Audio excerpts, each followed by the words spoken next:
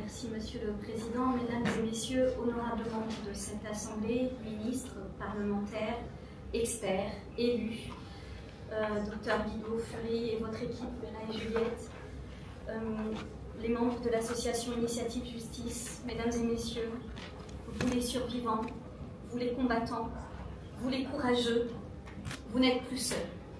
Ensemble, nous ferons caisse de résonance à travers toute l'Europe. Enfin, c'est avec émotion que je m'exprime à la suite d'une des personnes les plus valeureuses que j'ai eu l'honneur de rencontrer dans mes fonctions de députée.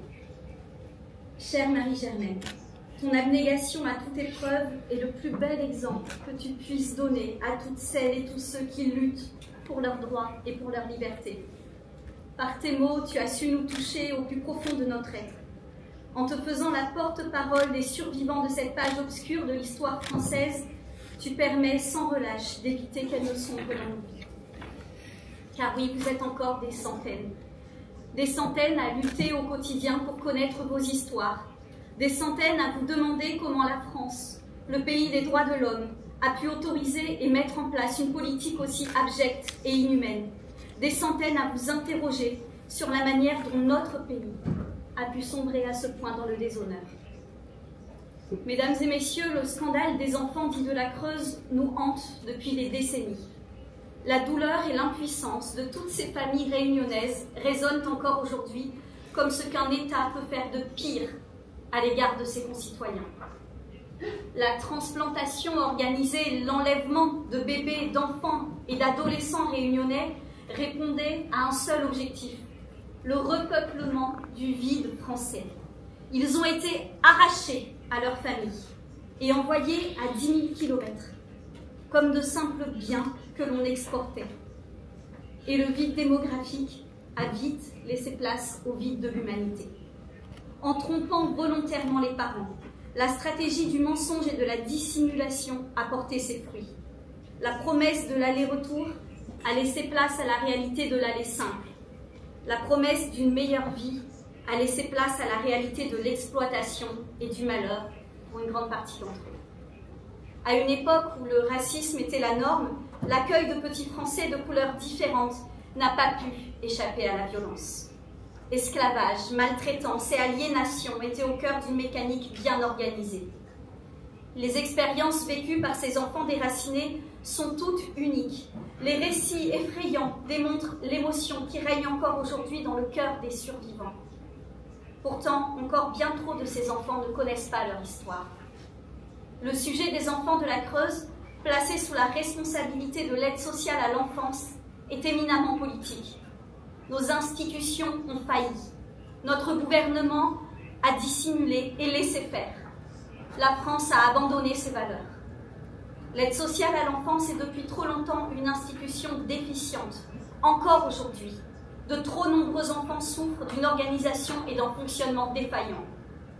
L'Assemblée nationale française a franchi une première étape en 2014 en adoptant une résolution visant à reconnaître le fait que l'État a manqué à sa responsabilité morale. Cette reconnaissance est toutefois largement insuffisante. L'État français a volontairement fait preuve d'irresponsabilité morale. L'État français a commis une faute immorale. Les paroles du président Macron selon lesquelles cette faute aurait aggravé la détresse des enfants qu'elle souhaitait aider démontrent que le fantasme d'une autorité bienveillante survit encore aujourd'hui. C'est ce fantasme, ce mensonge inscrit dans notre roman national que le politique doit aujourd'hui combattre. Parce que les paroles du président ne valent pas excuse. La réticence de l'État français et de tous les États en général à reconnaître leurs responsabilités dans ces fautes impardonnables interroge. Les autorités politiques se voilent la face, prétendent que ce qui appartient au passé doit être oublié. Après tout, il n'est rien de plus efficace en politique que de mettre la poussière sous le tapis et de faire l'autruche. Eh bien, ce n'est pas ma conception de la politique. Il faut avoir du courage, le courage d'apporter aux survivants des réponses et de leur concéder les justes réparations auxquelles ils devraient tous avoir droit. La Suisse l'a fait. L'Assemblée parlementaire du Conseil de l'Europe s'est exprimée. La Cour européenne des droits de l'homme a rendu sa décision. Tous les feux sont au vert. L'État français, membre du Conseil de l'Europe, ne peut pas avoir d'autre choix que de respecter le droit international. L'exemple de l'action de Guido Fleury en Suisse doit être notre guide. La réparation aux victimes doit être notre unique boussole. Seule la loi permettra enfin d'offrir une victoire inconditionnelle aux survivants et aux descendants de victimes dont les souffrances resteront à jamais gravées dans la mémoire collective. Guido Fleury n'est pas seulement parvenu à faire évoluer le droit, il a réussi à mobiliser tout un pays, des citoyennes et des citoyens prêts à accepter et à reconnaître l'histoire de leur nation. Car lorsque le politique se perd, le peuple est capable de lui montrer le chemin. La loi suisse adoptée est l'image de la représentation populaire. Je remercie bien évidemment la Fondation Guido Fleury qui nous accompagne dans ce combat, ainsi que Initiative Justice. Je remercie la délégation suisse de l'Assemblée parlementaire du Conseil de l'Europe de placer ce sujet au cœur des problématiques européennes. Je remercie également toutes les associations, tous les survivants qui ont accepté d'y participer et qui nous prouvent que partout en Europe, des crimes ont été commis et que partout, la voix des enfants doit être entendue.